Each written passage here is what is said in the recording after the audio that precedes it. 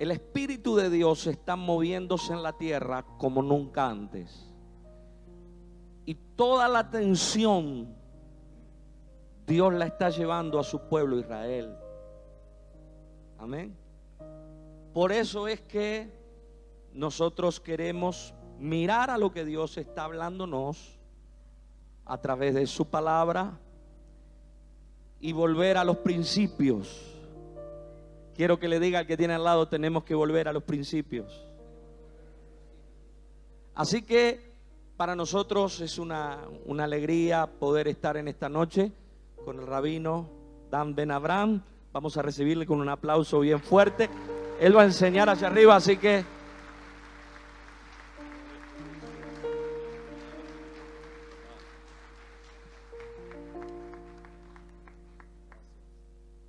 muchas gracias. Me da mucha alegría poder estar esta noche aquí con ustedes en vuestra comunidad, en vuestro país.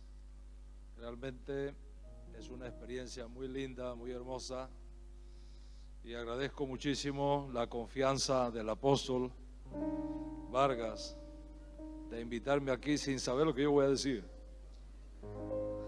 Es un acto de fe muy hermoso y confiamos en el Eterno que al final de esta jornada todos, absolutamente todos, estemos convencidos que esta noche Dios nos visitó.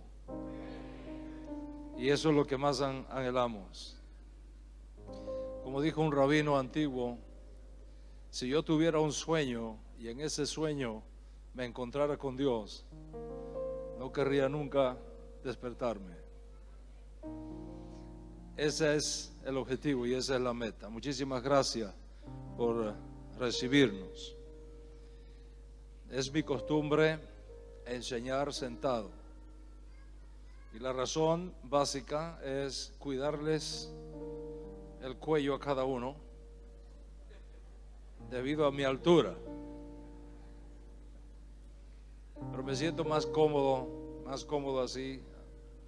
Así que tal vez rompiendo un poquito el protocolo local, permítame sentarme para compartirles lo que el Eterno ha puesto en mi corazón con ustedes en esta noche.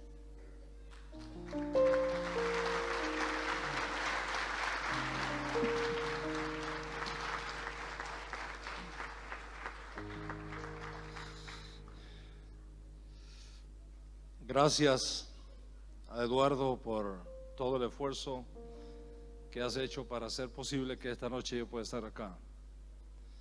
A todos los hermanos que de alguna u otra manera colaboraron para hacer posible este encuentro de esta noche. Y repito, mi buen nuevo amigo, el apóstol Vargas, por permitirme estar acá. Vengo a ustedes como maestro de Biblia por más de 45 años. Se dice fácil. Mi primera exposición bíblica la hice cuando tenía 15 años. Y desde entonces no he hecho otra cosa en mi vida que dedicarme al estudio y enseñanza de las Sagradas Escrituras y al estudio de la complejidad de la vida humana y los procesos curativos a nivel físico, emocional, mental y espiritual. Y estaré compartiendo hoy con ustedes uno de los temas que considero más importantes de toda la Biblia: Israel y la profecía. Como bien decía el apóstol, Dios está llamando la atención del mundo hacia Israel. Y eso es serio y es importante.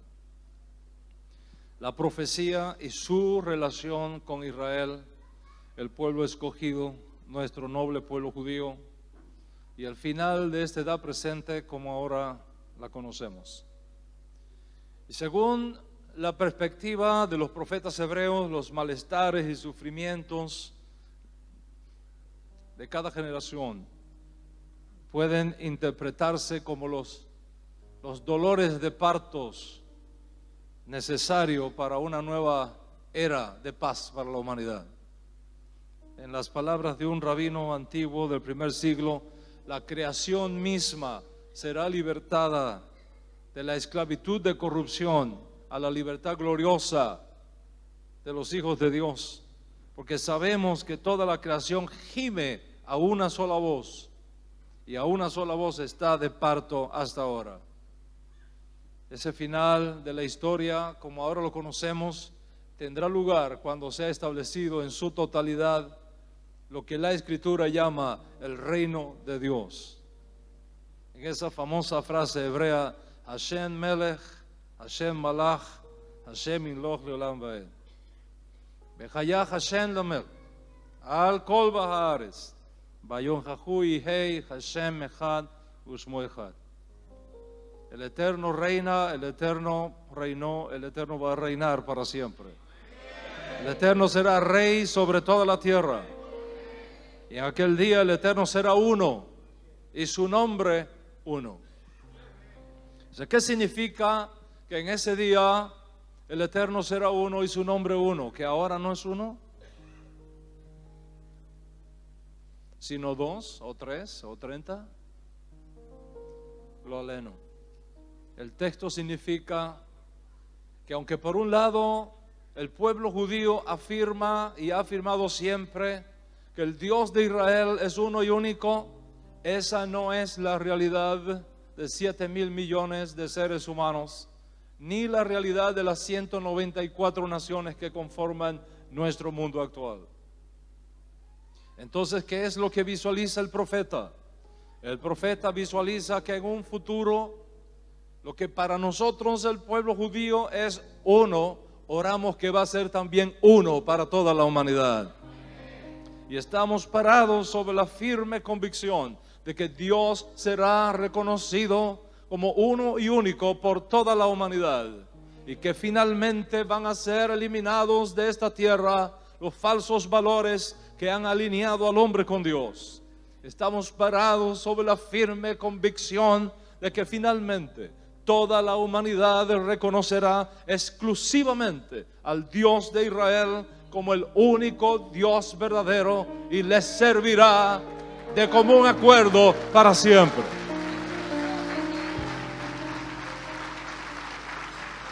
El final de la historia de la humanidad no será un desastre, sino una fiesta. El final de la historia humana llegará a su feliz realización cuando se cumpla lo que aquel vidente desterrado en una pequeña isla de Patmos en Asia Menor afirmó con las palabras más gloriosas que alguna vez podría haber salido de sus labios: los reinos de este mundo vendrán a ser del Eterno y de su Mesías, y Hashem, el Dios de Israel, el Eterno, reinará eternamente y para siempre. Esa es nuestra esperanza.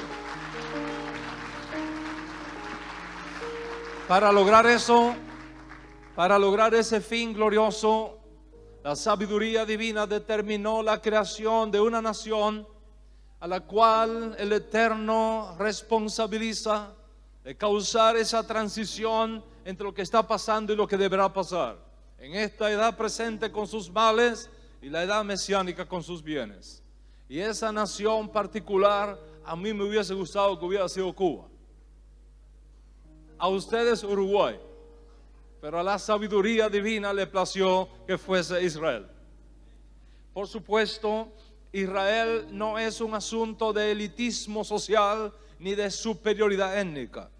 La elección de Israel no es el rechazo del mundo, es el medio de Dios para alcanzar al mundo. Dios Altísimo no eligió a Israel como un fin en sí mismo, sino como un medio para alcanzar un fin más extraordinario. Y es por eso que nuestro Santo Maestro, el Maestro de justicia de Israel y del mundo, Yeshua HaMashiach, dijo en su enseñanza: ustedes, los judíos, son la luz del mundo. Y le dijo a una no judía: la salvación viene de los judíos. Por lo tanto, Israel es para las naciones el sacerdocio de Dios de redención. Israel existe para atraer al mundo al Dios uno y único. Consecuentemente, hay una conexión profética vital entre Israel y las naciones. Israel no está para imponerse a las naciones, ni para conquistarlas, ni para explotarlas, ni saquearlas, ni robarlas. Israel existe para bendecir a las naciones, para mostrar un modelo, para mostrarles un camino, para servirles de guía. Vosotros sois la luz del mundo. No siempre hemos ejercido bien nuestro rol. No siempre hemos sido luz para las naciones. No siempre hemos sido un modelo. Pero irrevocables son los dones y el llamamiento de Dios. Y finalmente el Eterno mismo derramará sobre su pueblo Israel, nuestro noble pueblo judío. Dios derramará sobre nosotros agua limpia y nos va a limpiar de todos nuestros ídolos. Va a poner dentro de nosotros su espíritu y va a andar Israel por todos sus caminos y por todos sus preceptos. Debido a lo sagrado de nuestra elección para esta misión, dos hechos son evidentes desde este principio. Primero, el pueblo judío está ligado a la profecía bíblica y consecuentemente la historia de Israel no es simplemente historia secular, es historia sagrada y es profecía. Y en segundo lugar, está claro que si un objetivo tan noble destinado para el pueblo judío viene del cielo, tenemos que esperar que las fuerzas del mal van a procurar su destrucción y su aniquilación usando todos los medios imaginables para lograr tan nefasto propósito. ¿Y cómo lograrlo? El arma favorita del enemigo de Israel y de Dios, el antisemitismo. El antisemitismo. El antisemitismo que procura demonizar a Israel, hacerlo responsable de todos los problemas que pasan por el mundo. Campaña tras campaña, acusaciones tras acusaciones. No es simplemente especulación. Cualquiera de ustedes en esta edad de informática puede comprobar, echando una mirada a la cantidad de resoluciones sin sentido contra Israel levantadas por las Naciones Unidas. Cuando estábamos en Europa nos echaron la culpa de todas las plagas y todas las pandemias que sacudieron esa zona del mundo para aquellos días. Vino la reforma protestante y lamentablemente Lutero fustigó al pueblo judío en 1543, cuando lanza su famoso ensayo de los judíos y sus mentiras. Y en ese ensayo Lutero dijo esto, y cito: los judíos son un pueblo abyecto y despreciable, no son el pueblo de Dios. Su jactancia de linaje, su circuncisión y su ley deben ser considerados una suciedad, porque están manchados por las heces del mismo diablo, en las que se revuelcan como cerdos. La sinagoga, dijo Lutero, es un centro de prostitución, una ramera incorregible, una mujerzuela impía, y sus lugares de reunión y sus escuelas rabínicas deben ser pastos del fuego, sus libros de oraciones destruidos, sus rabinos silenciados, sin permiso para hablar, y sus casas deben ser arrasadas y sus propiedades y dinero confiscados. No se les debe mostrar ninguna piedad ni misericordia, ni facilitar protección legal alguna, porque son gusanos venenosos a los cuales debemos destinar para el trabajo forzado o la expulsión definitiva de nuestras tierras. Seremos culpables de no destruirlos. Palabras de Martín Lutero. Este espíritu antisemita de Lutero lo llevó a decir, unos días antes de su muerte, que los médicos judíos eran asesinos y que administraban veneno a los alemanes para que murieran en una hora, en un mes o un año o 10 o 20 años después. En otras palabras, si un alemán era tratado por un médico judío y al cabo de 20 años moría, la culpa era del médico judío que lo había envenenado 20 años atrás. El daño que hizo Lutero al pueblo judío es inmedible. Su antisemitismo se volvió una plaga que corrió como pólvora por todo el mundo protestante de Europa. Y esas aguas de antisemitismo pasaron de generación en generación hasta apoderarse del nacionalsocialismo alemán, que no lo pensó dos veces para echarle la culpa de los problemas de Alemania a los judíos, y entonces vino la solución al problema judío en Alemania y en Europa propuesto por Hitler: los campos de concentración y el exterminio. Nos mataron 6 millones de hermanos en 4 años. Nos expulsaron de España, de Portugal, de todos lados. Y finalmente, gracias a la misericordia de Dios Altísimo, que es fiel a los pactos y a las promesas, Dios Altísimo nos resucitó como nación en nuestra tierra en mayo de 1948. Gracias a Dios, Uruguay fue un voto crucial para el cumplimiento de esta profecía.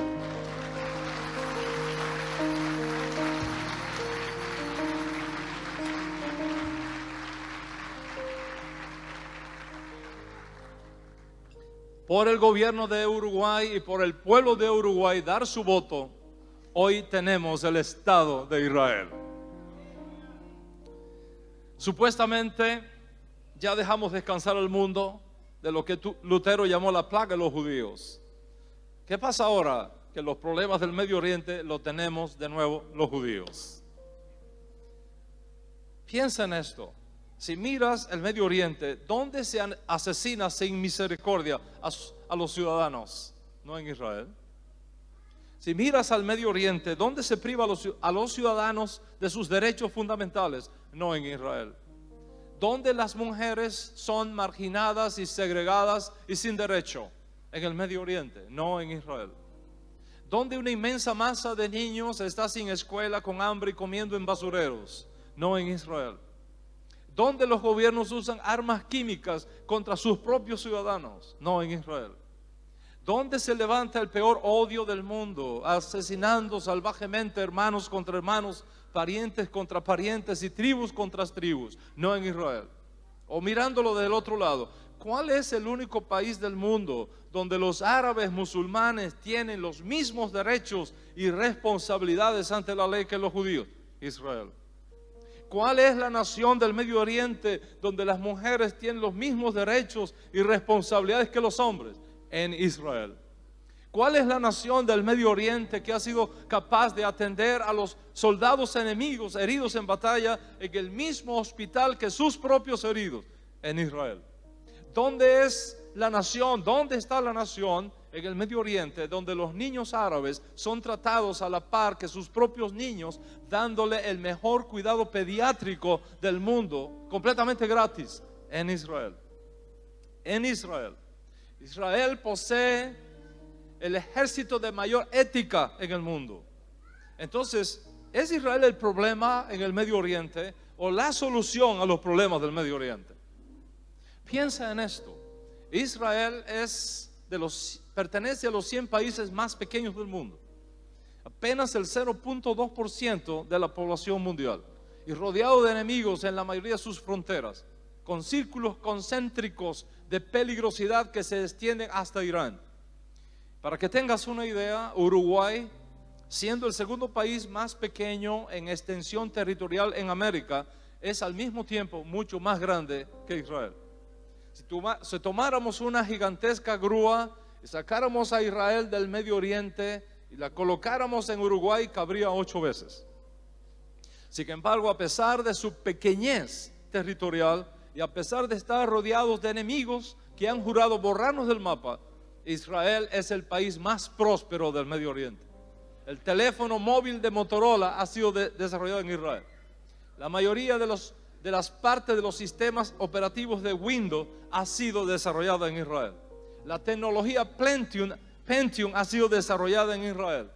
La tecnología Pentium 4 ha sido diseñada, desarrollada y producida completamente en Israel. Lo más probable es que si tú tienes una computadora, funciona porque una de sus partes más importantes fue creada en Israel.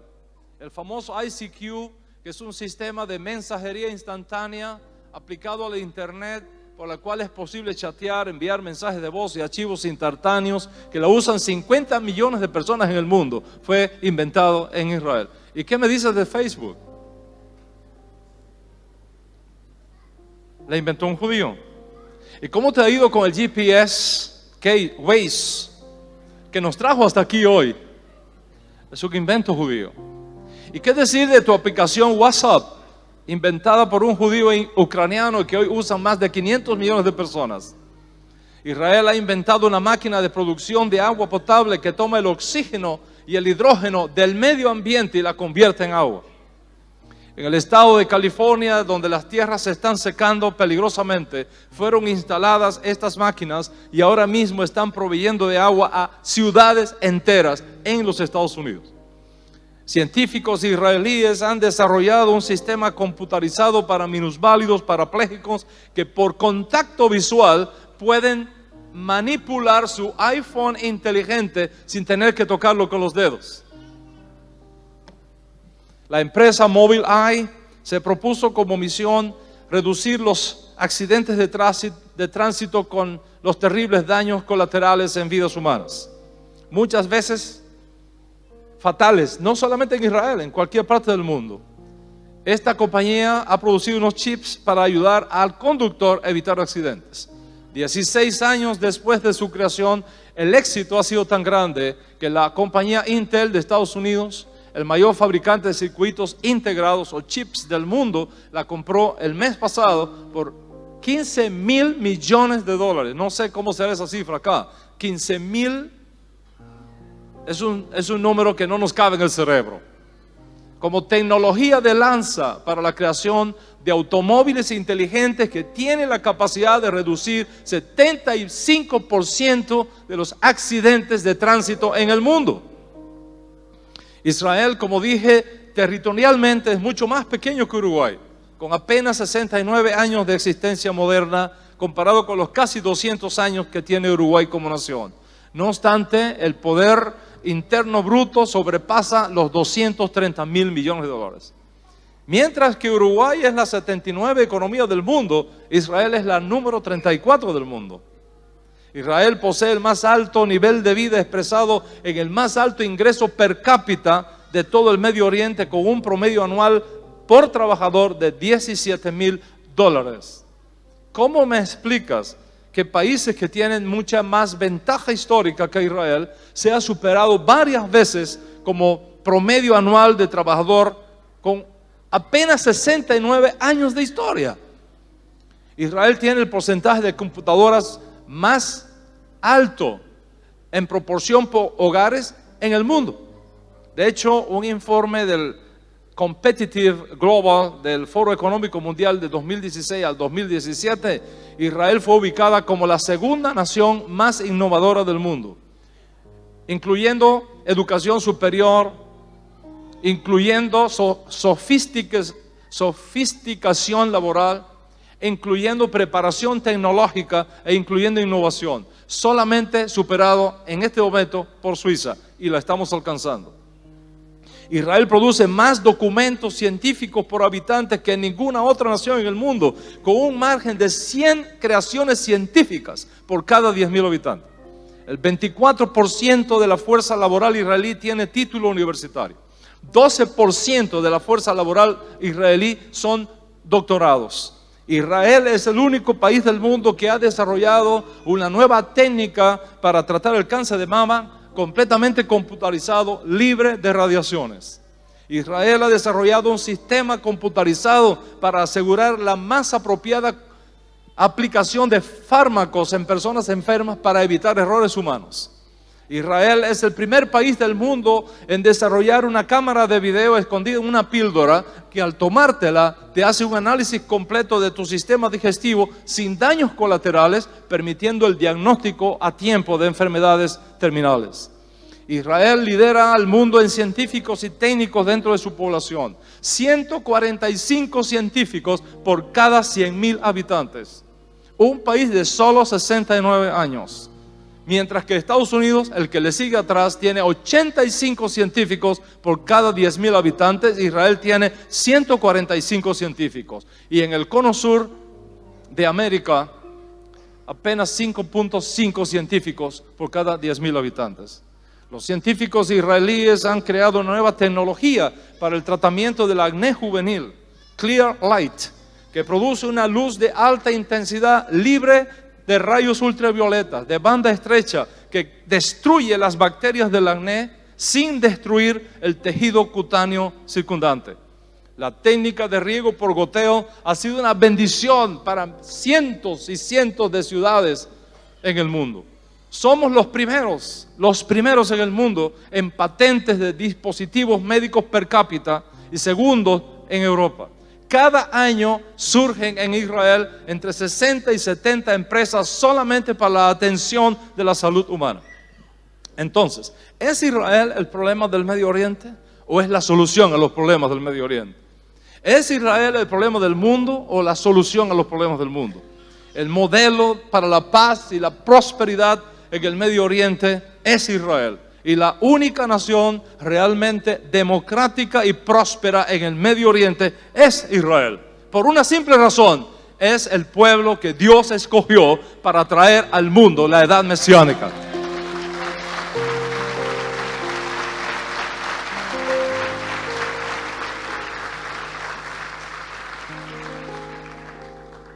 Sin embargo, contra toda lógica y justicia social básica, la nación que es acosada constantemente en todos los foros internacionales y culpada de todos los problemas en el Medio Oriente es Israel.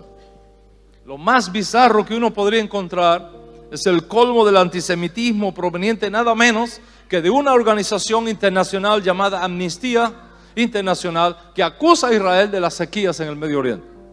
En una propaganda que ha circulado por todo el mundo, esta institución de las Naciones Unidas ha dicho, y cito, la sequía en tierra palestina no es producto de una catástrofe natural, sino de una destrucción planificada de todos los recursos de agua potable en territorio palestino realizada por Israel, la fuerza ocupante.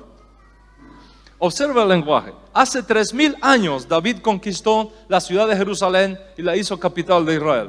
El islamismo no existía para entonces. Los palestinos no existían para entonces, pero los judíos ya vivíamos en Israel desde hace 3000 años. El judío es el indígena de la tierra de Israel. Sin embargo, las Naciones Unidas insisten que el judío es la fuerza ocupante. Y para rematar, hace unos meses atrás, la UNESCO aceptó una propuesta de 6 países musulmanes estableciendo una resolución que afirma que no existen nexos judíos entre el monte del templo y el muro occidental. Ante esta terrible realidad, el primer ministro Netanyahu dijo: decir que Israel no tiene ninguna conexión con el muro del templo o el muro occidental es como decir que China no tiene conexión con la Gran Muralla o que Egipto no tiene conexión con las pirámides. Por absurda y grosera que parezca, la resolución fue aceptada por la UNESCO. ¿Cómo se sentirían ustedes, hermanos uruguayos, si las Naciones Unidas afirmaran que Uruguay no tiene ninguna conexión con el Río de la Plata o con los Saltos de Moconá? ¿Cómo se sentirían ustedes? ¿Por qué este odio sin causa contra Israel? La respuesta es evidente. Israel es la nación que va a introducir la edad mesiánica, dirigido nada menos que por nuestro justo Mesías Yeshua. Esa es la razón.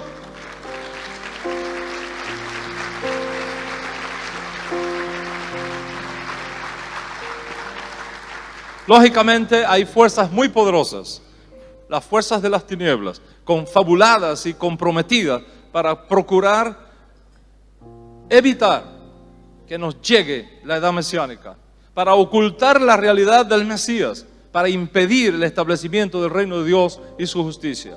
Porque cuando la edad mesiánica sea implantada en la tierra, los reinos del mundo como ahora los conocemos simplemente desaparecerán, dejarán de ser, serán ilegales. Y el príncipe de este mundo sabe que cuando el Mesías venga y la edad mesiánica sea establecida, él se va a la cárcel y no saldrá de allí más.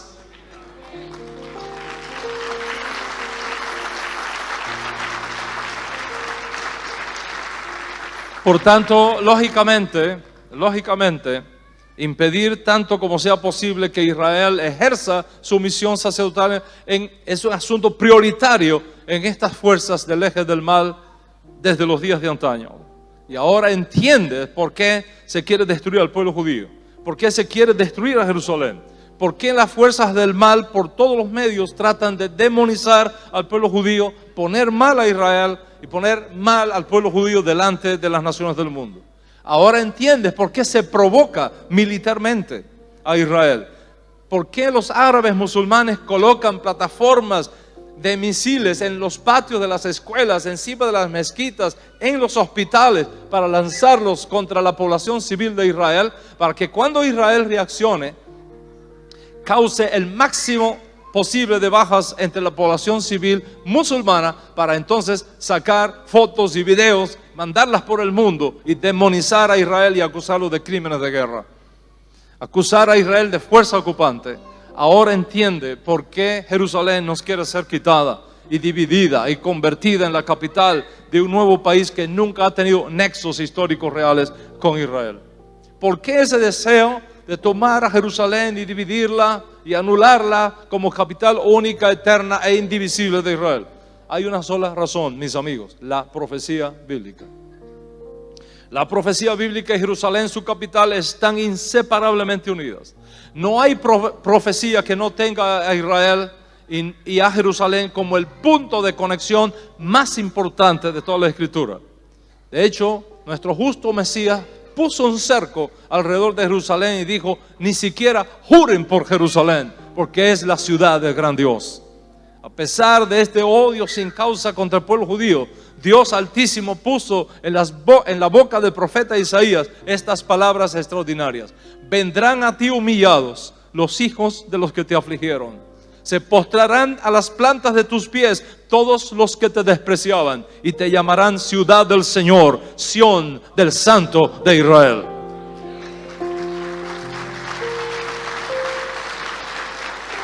Y además de esto afirmó el profeta: sobre tus murallas, oh Jerusalén, he puesto centinelas todo el día y toda la noche, y no callarán. Los que hacéis que el Señor recuerde, no le concedéis descanso hasta que la establezca, hasta que haga de Jerusalén una alabanza en la tierra. Como la profecía bíblica e Israel están indisolublemente unidas, lógicamente la legitimidad de la profecía bíblica depende si Israel permanece en pie o no. Si el pueblo de Israel permanece, Dios es confiable. Si el pueblo de Israel desaparece, el Dios de Israel, Hasbe Shalom, no sería otra cosa más que otro diosesillo del paganismo. Si el pueblo de Israel es borrado de la faz de la tierra, la profecía bíblica no será otra cosa que una bonita pieza literaria de la historia de la humanidad, ciencia ficción o cuento de hadas. Esa es la razón por la cual en todos estos elementos que están delante de ustedes encontramos esa tendencia a demonizar a Israel, a destruir a Israel, a acabar con Israel. Es importante que entendamos lo que está en juego aquí. El profeta Zacarías, anticipando divinamente estos planes macabros contra el honor y la credibilidad del Dios de Israel, anunció en sus días profecía de la palabra del Señor acerca de Israel. El Señor, que extiende los cielos, pone los cimientos de la tierra y forma el espíritu del hombre dentro de él, declara: he aquí que yo haré de Jerusalén una copa de vértigo para todos los pueblos de alrededor. Y cuando haya asedio contra Jerusalén, también lo habrá contra Judá. Y sucederá en aquel día que haré de Jerusalén una piedra pesada para todos los pueblos. Todos los que se levanten contra ella serán destruidos. Estas son, mis amigos, las coordenadas proféticas que definen la conferencia de esta noche. En el fondo, no es otra cosa que una disputa sobre la final autoridad que deberá implantarse en la tierra. Si la autoridad de Dios, del Dios de Israel, o la autoridad de los enemigos de Dios. Si el Dios de Israel uno y único es el verdadero, fiel y confiable, u otro Dios es el verdadero. Es la disputa entre el Dios de Jacob y el Dios de Esaú, entre el Dios de Judá y el Dios de Ismael, entre el Dios de los judíos y los dioses de las naciones. Lamentablemente, una de las fuerzas del antisemitismo moderno viene del protocristianismo y del cristianismo histórico, tanto católico como protestante. Cuando los cristianos se separan de su raíz hebrea, luego de la desaparición de la edad apostólica y la destrucción de Jerusalén en el año 70 por los romanos, los nuevos líderes cristianos iniciaron una cruzada intelectual contra el pueblo judío que se convirtió luego en la raíz del antisemitismo moderno. ignorando la realidad del judaísmo en los días de Jesús, ignorando la verdadera naturaleza de aquellos debates y el liderazgo judío de sus días, los cristianos interpretaron ciertos hechos de Jesús como significando que Jesús estaba en contra del judaísmo, contra los judíos, que vino a formar una nueva religión, el cristianismo. Lógicamente, si Jesús era antijudío, los cristianos tenían que seguir su ejemplo y luchar contra los judíos también, sobre todo por ser los asesinos de Cristo. Y les voy a presentar la evidencia histórica. Ignacio de Antioquía, intelectual helenista convertido al cristianismo en Éfeso, a finales del primer siglo, comienzos del segundo. La iglesia lo considera uno de sus fundadores. Su viaje a Roma, escribió varias cartas a diferentes comunidades cristianas, entre las cuales recomienda lo siguiente, y cito: los que participan de la Pascua judía son partícipes con aquellos que mataron a Jesús. Hablar de Cristo y vivir como judíos es una tontería. El obispo está en lugar de Dios, los presbíteros están en lugar de los apóstoles. Algo terrible, algo terrible.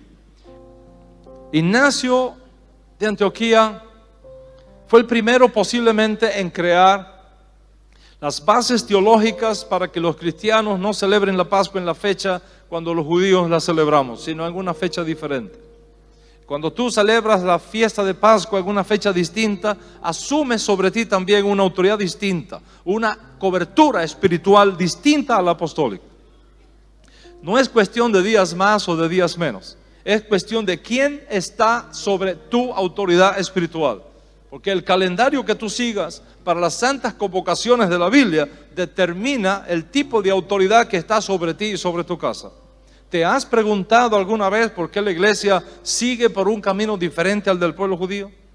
¿Por qué se empujaron a los cristianos a celebrar la entrada triunfal y demás fiestas en una fecha totalmente diferente? Porque Ignacio de Antioquía, uno de los padres del cristianismo, enseñó: los que participan de la Pascua judía son partícipes con aquellos que mataron a Jesús.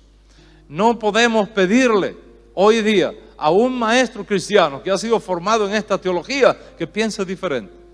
Lógicamente, cuando se presenta una voz profética diciéndole a los cristianos: hay que volver a casa, hay que salir de las fronteras teológicas de Roma y regresar a las fronteras teológicas de Israel, no faltarán los líderes cristianos que levantarán su voz para hablar de división, de escisión, de que este hombre viene a dividirnos. No, mi querido hermano, ya te dividieron, ya te sacaron de tu raíz hebrea, te removieron del olivo natural donde Dios Altísimo un día te injertó y te trasplantaron en un árbol diferente. Y mi voz es la misma que la del profeta antiguo: paraos en los caminos y mirad por las sendas antiguas cuál sea el buen camino, y andad por él y tendréis descanso para vuestras almas.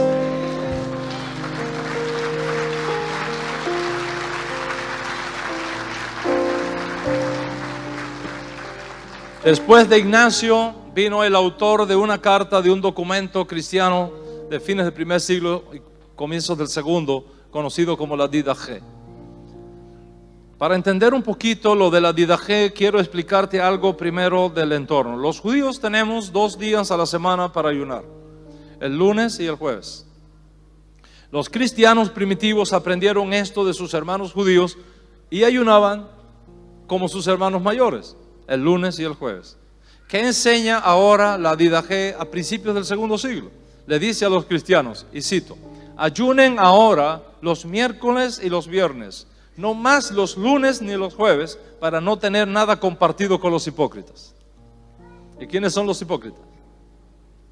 Los judíos, los asesinos de Cristo. Luego vino Justino. Justino de Roma, conocido también como Justino Mártir, fue uno de los fundadores del cristianismo, que luego se consolida en Nicea en 325. Uno de los más connotados filósofos cristianos de todos los tiempos. Creó una escuela para formar pastores en su generación. Él tuvo un diálogo, un debate público con Trifo, un rabino judío, en su generación. El debate tuvo lugar en la ciudad de Corinto y el tema tratado fue la validez del judaísmo y la ley de Moisés. En su libro, que gracias a Dios nos llegó para conocer cómo fueron las cosas, en su libro Diálogo con Trifo, Justino nos informa ¿cuáles fueron los argumentos que usó para destruir los argumentos del rabino? El primer argumento tiene que ver con la ley de la circuncisión. Esto es lo que dijo Justino al rabino Trifo en el segundo siglo, y cito: la circuncisión fue dada para separar a los judíos del resto de los pueblos, pero no para separarlos como miembros de algún pueblo especial, sino para ser marcados como el pueblo que merece ser castigado y perseguido. ¿Te das cuenta de las implicaciones que eso tiene? Desde entonces se enseña a los cristianos que la circuncisión es una cosa terrible y que no debe jamás hablarse ni siquiera de ella. Los cristianos ven la circuncisión como algo diabólico. Para un pastor evangélico de teología católica, sin la información correcta, la peor cosa que existe es la circuncisión. Y te pueden decir, ya lo único que te falta es circuncidarte, peyorativamente. Contrasta esta teología católica con la teología del Nuevo Testamento. El apóstol Pablo enseñó qué ventaja tiene la circuncisión y responde, mucho, de todas maneras. Pero para los fundadores del cristianismo, la circuncisión no tenía ningún valor. Mientras que Pablo circuncidó a Timoteo, los fundadores del cristianismo arremetieron contra la circuncisión. Mientras que Pablo en Gálatas escribe, yo hasta ahora predico la circuncisión, los fundadores del cristianismo arremetieron contra la circuncisión. ¿Por qué? Porque no entiende ni ayer ni hoy el tema de la circuncisión. No entendieron que mientras la circuncisión es válida para el judío y es una señal de pacto entre el judío y Dios, no es una señal de pacto entre el no judío y Dios. En otras palabras, un no judío no está obligado a circuncidarse en la carne para estar bien con Dios. Pero el judío requiere la circuncisión como señal de pacto con Dios. Para los padres de la iglesia eso no fue así, no lo entendieron así y lanzaron al niño con cuna y todo a la basura.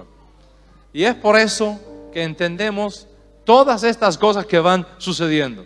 Ahora tú puedes ver cómo este nuevo espíritu dentro del cristianismo comienza a alejarlo vez tras vez de sus raíces hebreas.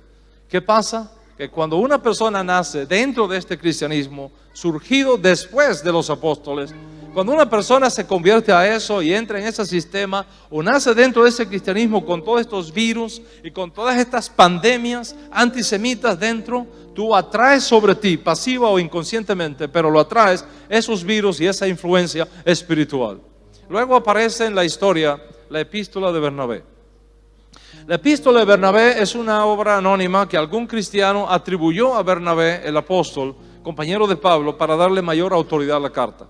Fue una carta muy importante que circuló entre las comunidades cristianas del segundo siglo. De hecho, apareció como parte del canon del Nuevo Testamento en el Códice Sinaítico del siglo IV.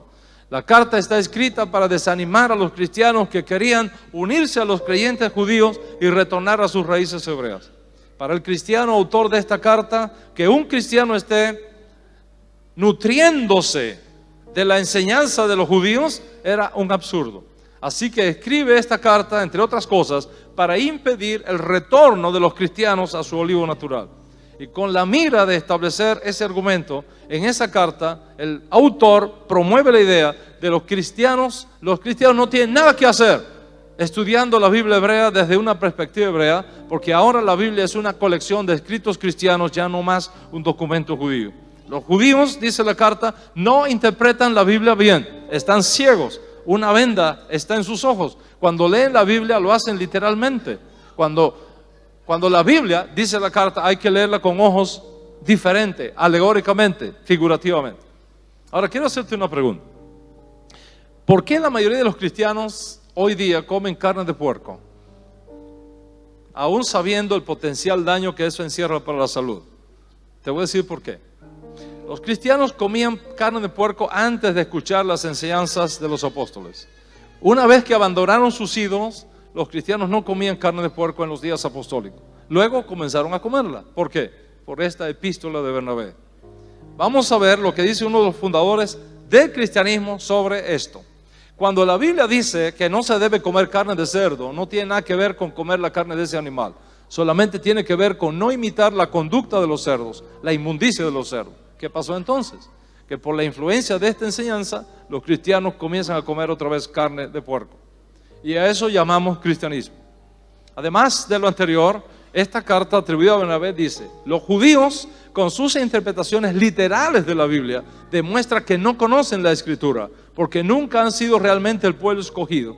El cristianismo es el verdadero pueblo escogido y el Antiguo Testamento es nuestra Biblia. ¿Qué haces entonces estudiando la Biblia de la manera judía?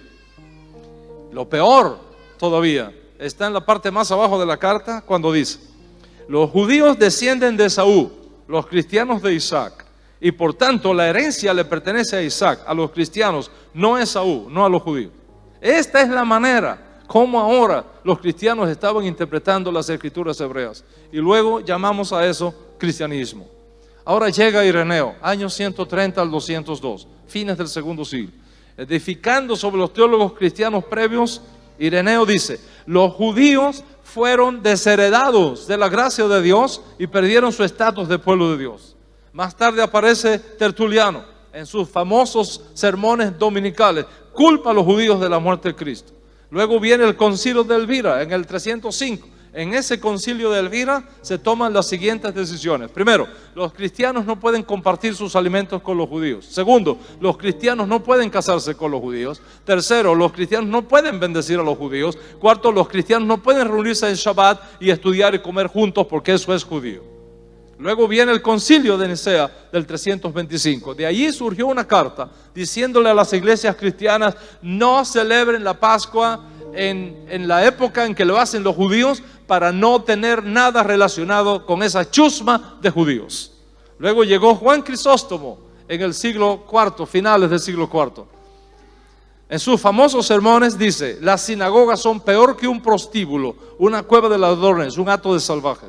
Después llegó Jerónimo, hijo de Eusebio, el que tradujo la Biblia al latín. Enseñó a los cristianos que los judíos somos serpientes venenosas y que no sabemos orar, que cuando lo hacemos no hacemos otra cosa que rebuznar como los burros.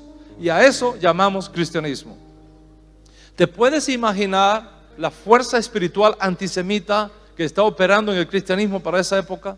Cuando una persona se convierte a ese cristianismo y entra dentro de ese sistema, una fuerza negativa de esta ideología escondida comienza a operar en su mente y comienza a operar en su corazón. ¿Por qué? Porque el cristianismo se separa de sus raíces hebreas y ya no está bajo la cobertura de los apóstoles judíos, sino bajo la cobertura del obispo de Roma, sin saberlo. Era el año 1492. Con la reforma se esperaba que vinieran tiempos de paz para los judíos en Europa. Pero de nuevo el cáncer del antisemitismo se impone sobre la teología judía. Como les expliqué, Lutero ordenó la destrucción de los judíos. Y para 1924 surge en Alemania otro líder, otro reformador en el ámbito político, no en el ámbito religioso.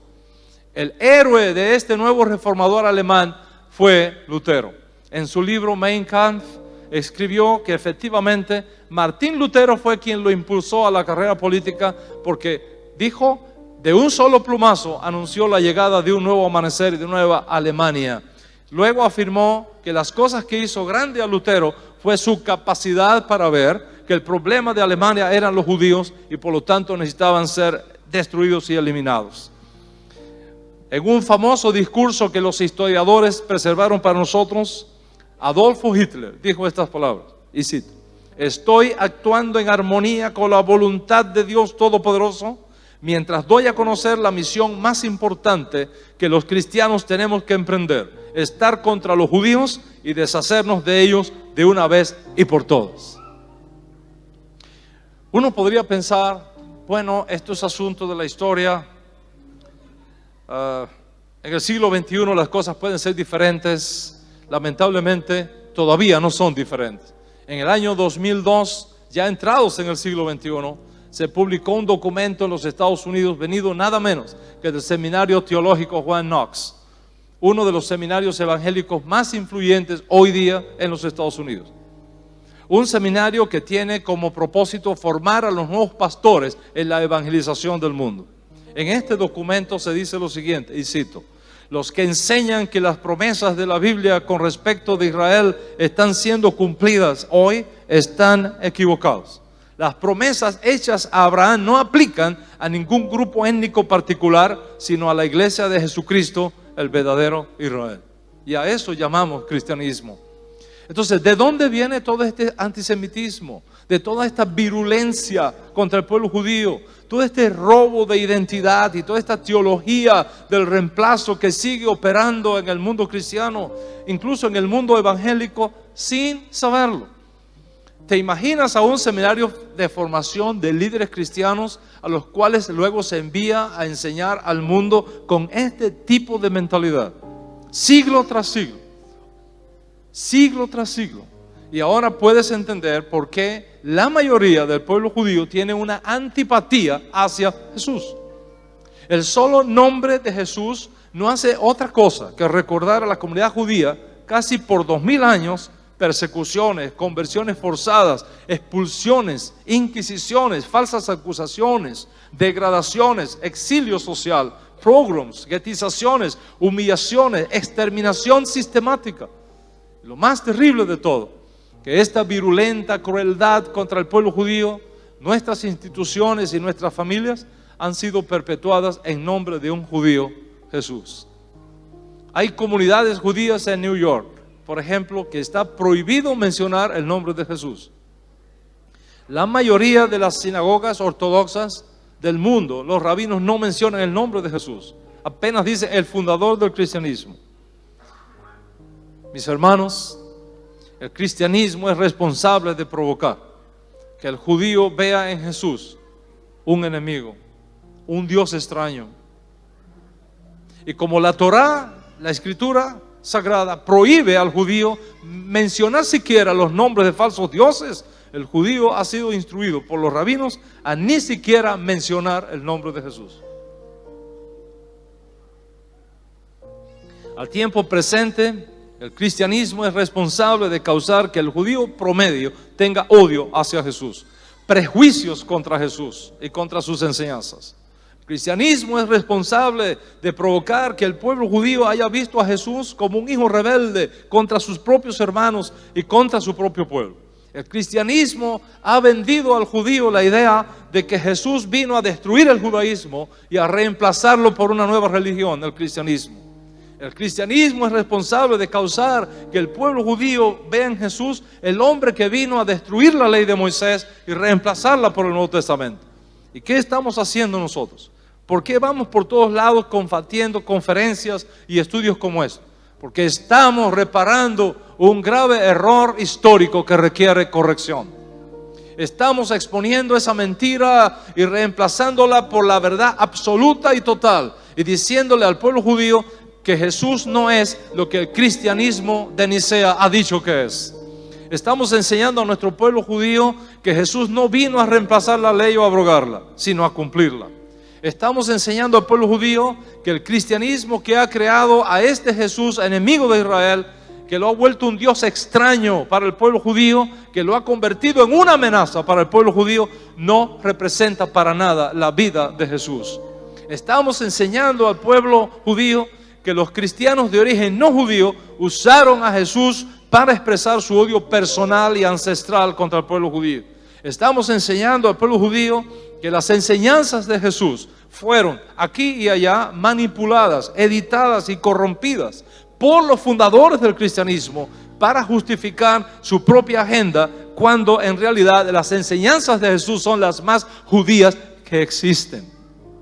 Y es por eso que viajo por todo el mundo pidiendo a los judíos que cambien su imagen de Jesús, que la figura creada por el cristianismo de Jesús no es exactamente lo que nosotros tenemos en nuestra historia, que Yeshua no representa ninguna amenaza para el pueblo judío, sino todo lo contrario, es la mejor esperanza que le queda al pueblo judío.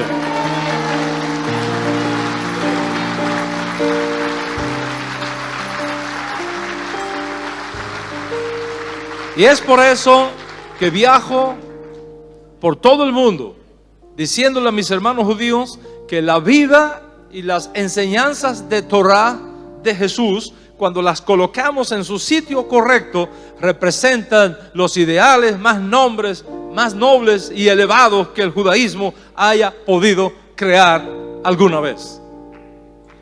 ¿Y qué estamos haciendo también? Estamos yendo a nuestros hermanos cristianos. Porque si el cristianismo hizo eso y es responsable de todo ese daño contra el pueblo judío, el cristianismo debe ser el responsable también de reparar ese daño. Y es por eso que levanto mi voz para invitar a los buenos cristianos del siglo XXI que han sido víctimas de todos estos vicios antisemitas del pasado, a renunciar a esos vicios antisemitas y unir su voz conmigo para corregir la injusticia que se ha cometido contra Jesús y contra el pueblo judío.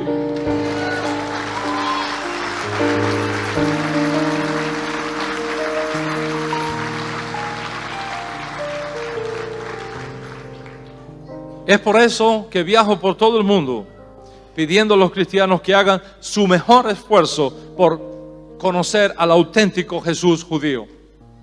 No el fabricado por los concilios católicos, fundamentados en una interpretación filosófica extraña al judaísmo. Jesús vivió, enseñó, murió y fue sepultado como judío. Él se condujo todos los días de su vida terrenal como un judío observante de los preceptos.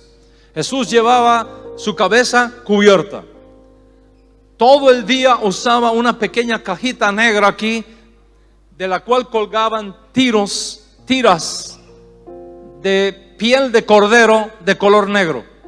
En su brazo izquierdo tenía todos los días unas tiras negras colgando acá. Y de su ropa colgaban 4 largos tzitzit o flecos de 8 hilos, 7 blancos y 1 azul. Me temo que si apareciera aquí esta noche no lo reconoceríamos. Jesús hablaba, enseñaba y rezaba en hebreo. Nunca comió puerco, ni mariscos, ni nada prohibido por la Torá, por la ley de Moisés. Esa frase neotestamentaria, esto dijo, declarando limpio todos los alimentos, nunca salió de sus labios. No fue parte de su enseñanza. Es una manipulación textual que hicieron los cristianos que vinieron después, editando sus palabras para acomodarlas a su cultura. Jesús no vino a crear una religión rival del judaísmo, ni a suplantar el judaísmo, ni a crear otro pueblo escogido que el pueblo escogido por Dios desde Abraham, Isaac y Jacob. La frase "el reino será quitado de ustedes y dado a otro pueblo" es una interpretación cristiana corrupta posterior para justificar la teología de la sustitución. Jesús nunca enseñó eso. La frase "tú eres Pedro y sobre ti edificaré mi iglesia", presentando a la iglesia como el nuevo pueblo creado por Jesús y justificar así una nueva religión que se llamaría luego el cristianismo, nunca pudo ser la enseñanza de Jesús. Eso formó parte de las muchas ediciones, manipulaciones e interpretaciones de los cristianos posteriores a la edad apostólica para justificar la sucesión apostólica papal con la mira de hacer a Pedro el primer papa, garantizar así la hegemonía de la iglesia católica sobre el resto. Nada más lejos de la verdad. Cuando el pueblo judío oye estas cosas, inmediatamente sabe, y con toda razón, que Jesús nunca podrá ser nuestro justo Mesías, porque un aspirante a Mesías que viene a reemplazar a Israel por otro pueblo, nunca podrá ser el Mesías de Israel. Cuando el pueblo judío oye estas cosas, inmediatamente sabe con toda razón que Jesús nunca podrá ser nuestro justo Mesías, porque un aspirante a Mesías que subvierte la ley de Moisés y la cambia por otra, nunca podrá ser el Mesías de Israel. Cuando el pueblo judío oye estas cosas, inmediatamente sabe, y con toda razón, que Jesús no podrá ser nuestro justo Mesías, porque un aspirante a Mesías que venga a crear una religión diferente a la que Dios Altísimo nos entregó por medio de Moisés y los profetas, nunca podrá ser el Mesías de Israel. Todo lo contrario, los judíos sabemos que cuando alguien venga con esa agenda, no es el Mesías, es el anti-Mesías.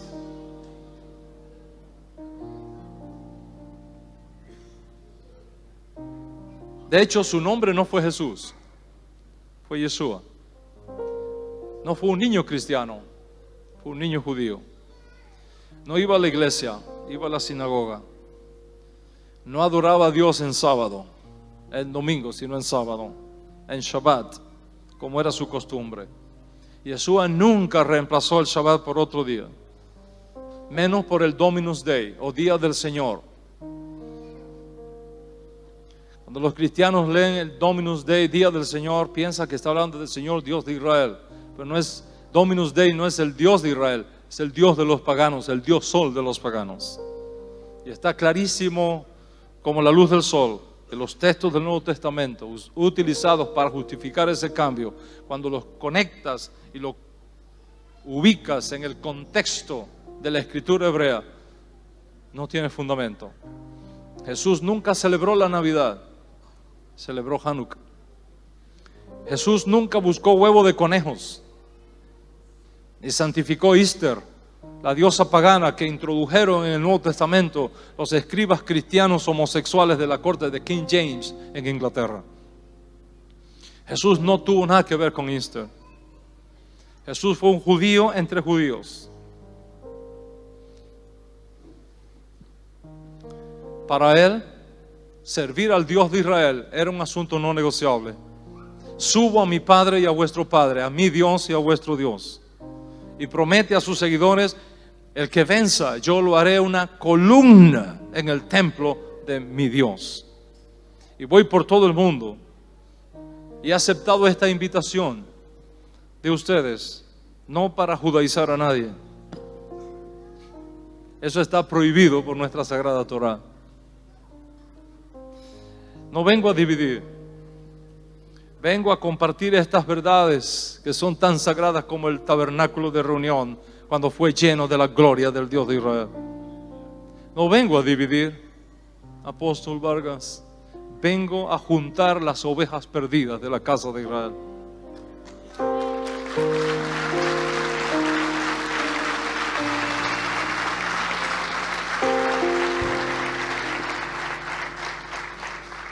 Vengo a pedirles desconectar sus almas de toda esa influencia antisemita que se inició cuando el protocristianismo y el cristianismo posterior se separaron de sus raíces hebreas y plantaron sus tiendas lejos de Jerusalén. Vengo a pedirles que regresen a casa, a la pureza del judaísmo para los no judíos que estableció el apóstol Pablo en sus días. Vengo a suplicarles que se junten conmigo para ayudarnos a corregir todo lo mal hecho en la historia del cristianismo y hacerle justicia a Jesús y mostrarle al pueblo judío que los cristianos de hoy han experimentado una total, completa y rotunda revolución espiritual,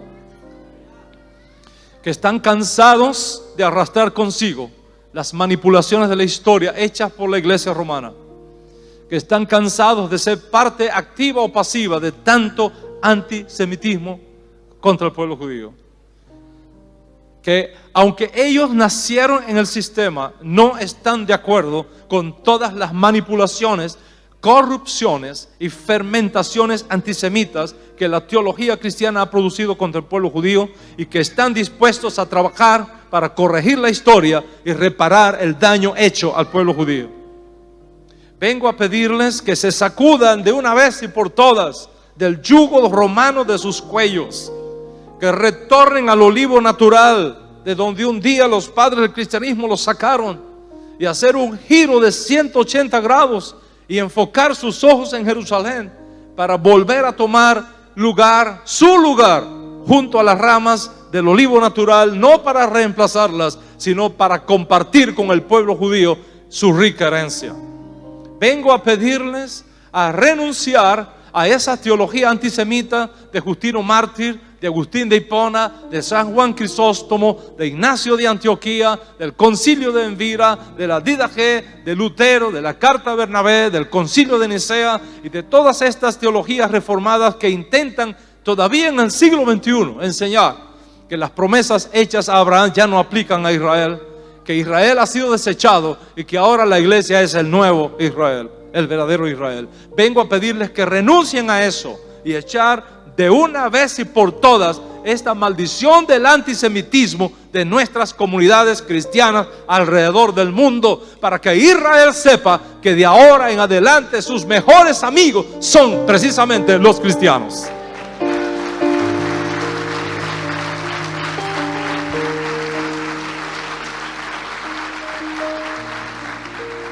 Está escrito en Génesis capítulo 2 en el pacto abrámico.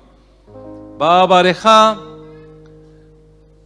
me baraleja, me kaleh leja ahor. Bendeciré a los que te bendigan, y a los que te maldigan, maldeciré. Y ahí se menciona la maldición, ahor. Bendeciré a los que te bendijeren, y a los que te maldijeren, ahor, maldeciré. Ahor es la peor maldición que opera en los aires. Opera en los aires contra aquellos que directa o indirectamente están asociados a cualquier forma de antisemitismo. Ahora es una maldición que cuando se activa ciega los ojos, roba el entendimiento, destruye la capacidad de percibir la verdad, genera la mentira, promueve la enfermedad, la escasez y priva al creyente de comprender la escritura y el mundo espiritual. Cuando Ahor está operando, la gente piensa que se está moviendo en el mundo espiritual de Dios, cuando se está moviendo en realidad en el mundo sobrenatural de la oscuridad, de la confusión de espíritus. Cuando Ahor opera, ciega los ojos, vende el corazón, endurece los músculos del espíritu, y pensando que se sirve a Dios, se está sirviendo a dioses extraños. Cuando Ahor opera, empuja a la gente a moverse justo al lado contrario de donde está operando el Espíritu de Dios, y facilita que se cambie la verdad por la mentira, la paz por la guerra y el bien por el mal, llamando a lo malo bueno y a lo bueno malo. Es una cosa terrible cuando esta maldición se activa en una persona, en una familia, en una institución o en un país. Ahor es el que causó que el malvado trato del faraón contra nuestro pueblo nos llevara a la esclavitud por 210 años. Fue Ahor lo que causó las tramas de Amán en los días de Esther. Fue Ahor lo que provocó el surgimiento de este espíritu antisemita que viene como resultado de operar contra las leyes de Dios, contra sus mandamientos y contra sus preceptos.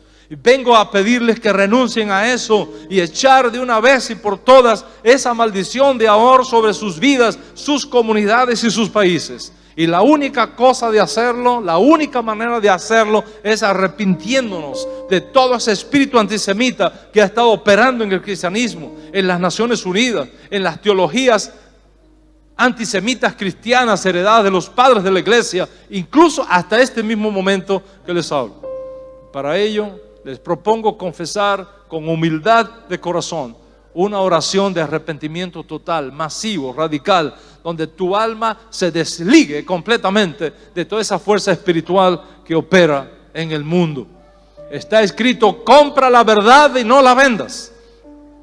Al momento que somos capaces de negociar la verdad por la amistad o por intereses políticos o económicos, ya no estamos actuando conforme a la justicia del reino de Dios. La verdad es dura, pero liberta. Esta dura verdad es la que nos permite entender la raíz de nuestros problemas. Hay una confabulación internacional para demonizar a Israel, para aislar a Israel. Y la hora ha llegado para que se manifieste quién es realmente un hijo de luz y quién es realmente un hijo de la verdad. Tienes que salir de esta conferencia convencido que el mal tiene que ser derrotado. Pero antes de ser derrotado en el mundo, tiene que ser derrotado primero adentro de ti, en tu propio corazón, en tu propia mente. Solo cuando ganamos la guerra dentro de nosotros, podemos ganarla fuera de nosotros. Y la profecía claramente indica que Dios está trabajando, como decía el apóstol, mirando a Israel. El aliento divino sopla hacia Jerusalén. La cosa más terrible que le puede ocurrir al pueblo de Dios es que el Espíritu de Dios esté soplando para un lugar y tú insistas en ir para un lugar diferente. Cuando tú bendices lo que Dios quiere bendecir, tú eres bendecido doblemente.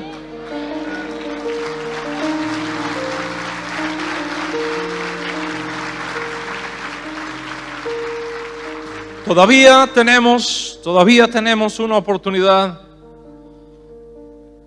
para la humanidad en general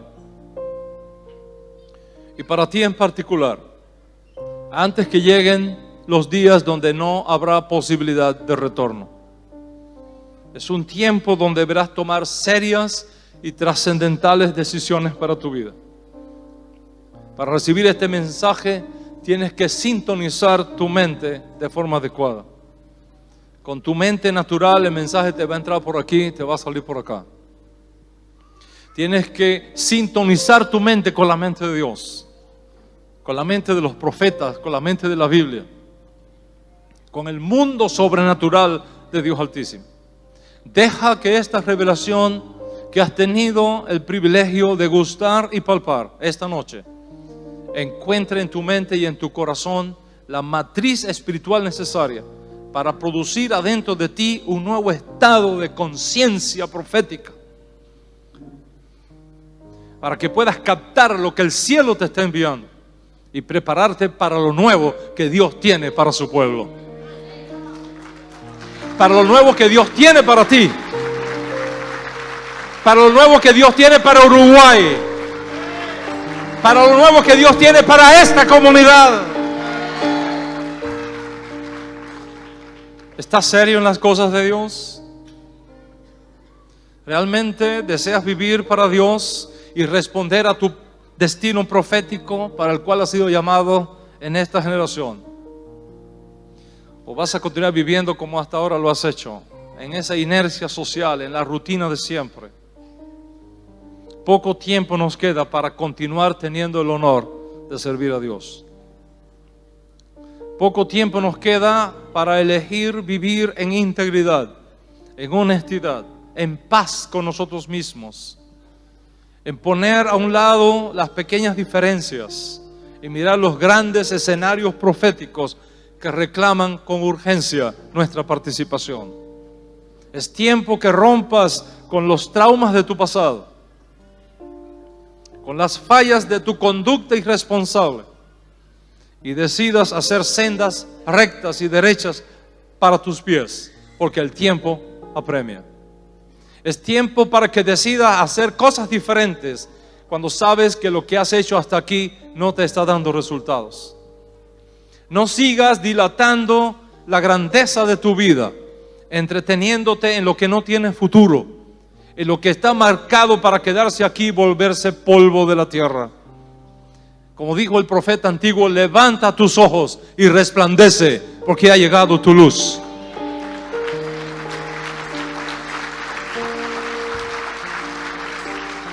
El Mesías está de camino y llama. Es asunto de abrir la puerta y dejarlo que se manifieste. Y nadie puede abrir esa puerta excepto tú. Voy a concluir. Vengo a pedirte que renuncies al antisemitismo escondido en el cristianismo histórico y trabajar para traer al cristianismo a la pureza del primer amor. Trabajar juntos para hacer retornar el cristianismo a lo que fue en los días apostólicos. Trabajar juntos haciendo un pacto con el pueblo judío de que no harás nada que pueda dañarlo, sino que la iglesia será una muralla de protección al pueblo judío aquí, en esta tierra y en este mundo.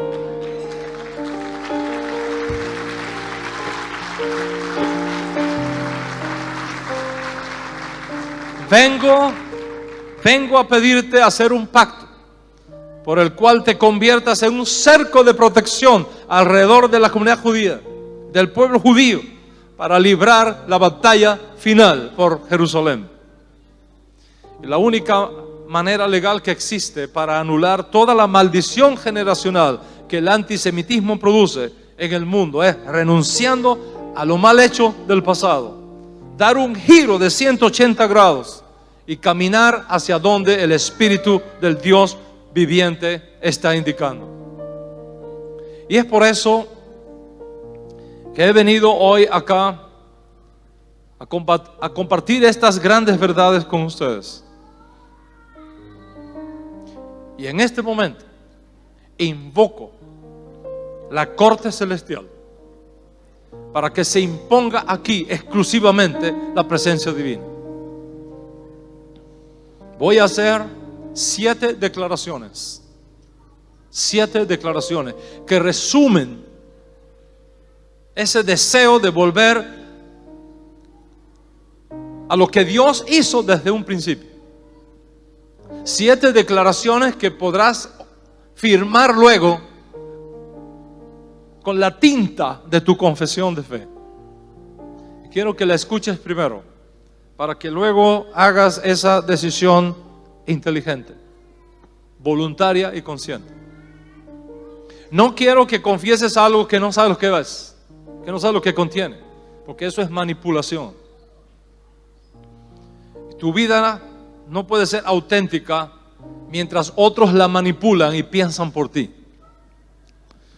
Para ser auténtico tienes que pensar por ti mismo, decidir por ti mismo y asumir responsabilidad por ti mismo, porque tú no puedes responder por otro que no seas tú mismo. Como está escrito, cada uno dará a Dios razón de sus propios actos, no de los demás. Si luego de escuchar todas las cosas que hemos hablado en esta conferencia, un poco atropellados por las limitantes del tiempo, y prestas atención a estas 7 confesiones que creo marcan el camino del retorno al cristianismo primitivo, al judaísmo para los no judíos, al Yeshua judío, entonces cosas grandes van a venir sobre nosotros. Primera confesión: Padre, renuncio a todo este antisemitismo que sacó a los cristianos primitivos del suelo judío. Segunda confesión: Padre, renuncio y me retiro de toda participación de mi alma con todos los decretos antijudíos promulgados desde la antigüedad. Desligo mi alma de eso. Tercera confesión: Padre, renuncio a seguir participando de estas falsas doctrinas, de estas falsas teologías y de estas falsas enseñanzas que ha provocado la activación de esa maldición de Ahor sobre mi nación, sobre mi ciudad, sobre mi familia, sobre mi casa y sobre mí mismo. Cuarta confesión: Padre, renuncio a que me hayan sacado del olivo natural donde tú me injertaste con las ramas naturales y decido regresar a ese olivo del cual nunca debí separar. Quinta confesión: Padre, renuncio a la corrupción de tu palabra. Retorno a las sendas antiguas por el buen camino que trazaron los profetas hebreos, el Mesías judío y los apóstoles judíos. Sexta confesión: Padre, ejerzo mi derecho a renunciar de forma radical a toda expresión antisemita y repudio conscientemente toda corrupción de las Escrituras y decido volverme al cristianismo primitivo, a mi primer amor. Y la séptima confesión: Padre, renuncio a toda maldición levantada contra tu pueblo escogido y declaro que esa fuerza oscura de Ahor se aleja de mi nación, de mi ciudad, de mi casa, de mi familia, de mis hijos, de mi esposo, de mis padres, de mis ancestros, de mi cuerpo, de mi mente, de mi alma, de mi salud, de mis finanzas, de mi potencial, de mis posibilidades de éxito en todas las cosas que emprendo.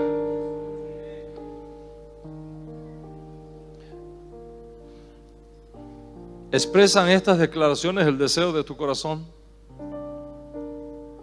¿Estás dispuesto a unir tu alma a la de los profetas hebreos, al Mesías judío? ¿Estás dispuesto a estirar tu mano y tomar del manto del judío Yeshua y decirle: voy contigo porque yo sé que Dios está contigo?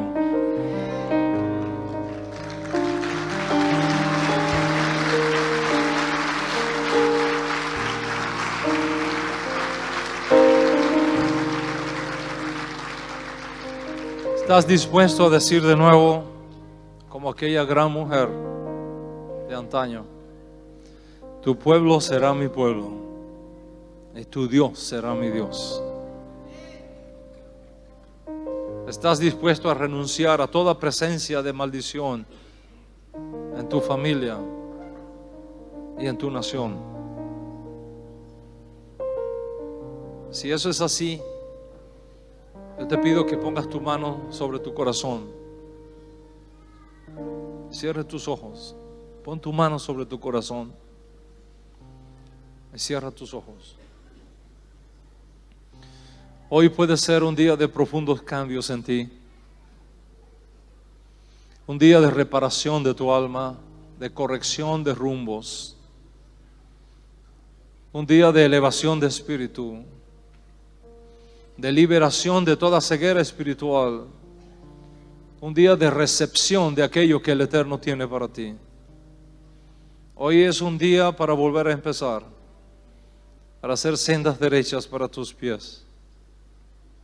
Hoy es un día bueno y propicio para retornar al Dios de Yeshua, a la fe de Yeshua, a la fe de los apóstoles, al manto de Yeshua el Mesías judío. Hoy es un día bueno para decidir en tu corazón enfrentar y luchar contra toda forma de antisemitismo en tu mente, en tu cultura, en tu ciudad, en tu país. Hoy es un día bueno para decidir en tu corazón hacer la causa de Jerusalén tu causa y hacer todo lo que esté en tu mano hacer para que tu país no sean de los que levanten su voz en las Naciones Unidas contra Israel, sino a favor de Israel. No en contra de Jerusalén, sino a favor de Jerusalén. Como está escrito, orad por la paz de Jerusalén. Sean prosperados los que te aman. Hoy es un día para que se cumpla en ti la palabra profética. Acontecerá en los postreros días que el monte de la casa del Señor será como cabeza de los montes. Se alzará sobre los collados y confluirán a él todas las naciones.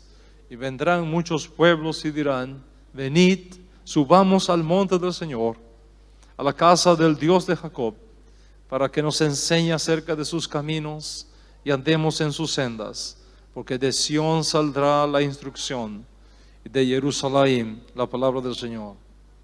¿Estás dispuesto a tomarte del manto del judío de Yeshua y decirle, voy contigo, maestro, porque yo sé que Dios está contigo? ¿Estás dispuesto a renunciar a toda presencia de maldición de ahora en tu vida? Si has entendido esto y tu motivación es pura, yo te invito a que ahora hagas estas 7 confesiones. Y te prometo algo. Por cada confesión que hagas, una nueva fuerza espiritual vendrá sobre ti. Y por cada confesión que hagas, un demonio acusador será destruido y un ángel bueno creado para defender tu causa. Por cada confesión que hagas, lo malo se va a ir, lo bueno va a venir. Por cada confesión que hagas, un mal decreto contra ti será anulado y un nuevo espíritu va a entrar en ti. El espíritu que operó en Moisés, en Yahshua, en Samuel, en David, en Eliyahu, en Johanán, en Yeshua, el Mesías. Con cada confesión que hagas, estaré pidiendo que una maldición se rompa y una bendición venga sobre ti y sobre tu casa.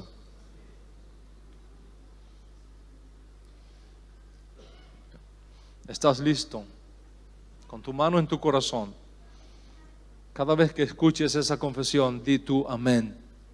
En la intimidad de tu corazón. Primera confesión. Padre, renuncio a todo antisemitismo que sacó a los cristianos primitivos del suelo judío y digo amén. Segunda confesión. Padre, renuncio y me retiro de toda participación de mi alma con todos esos decretos antijudíos y antisemitas que fueron promulgados en la antigüedad y digo amén.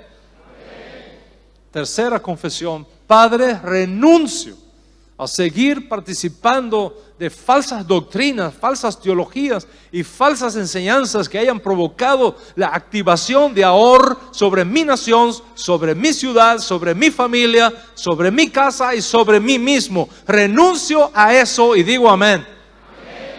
Cuarta confesión. Padre, renuncio a que me hayan sacado del olivo natural donde tú me injertaste entre las ramas naturales y decido regresar al olivo natural donde nunca debí haberme ido y digo amén. Quinta confesión. Padre, renuncio a la corrupción de tu palabra y retorno a las sendas antiguas por el buen camino que me trazaron los profetas hebreos, el Mesías judío y los apóstoles judíos, y digo amén.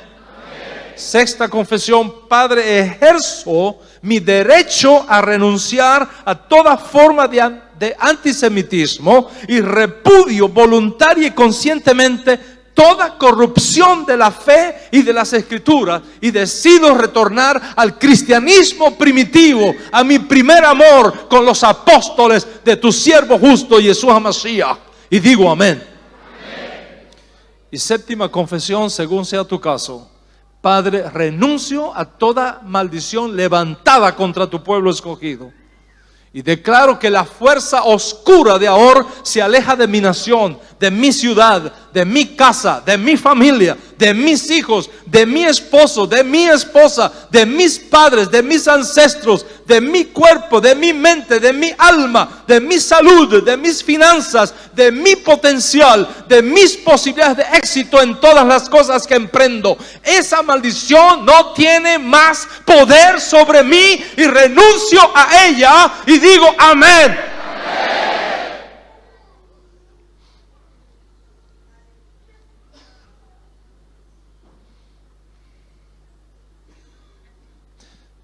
Mírame, por favor. ¿Has sido sincero al decir amén?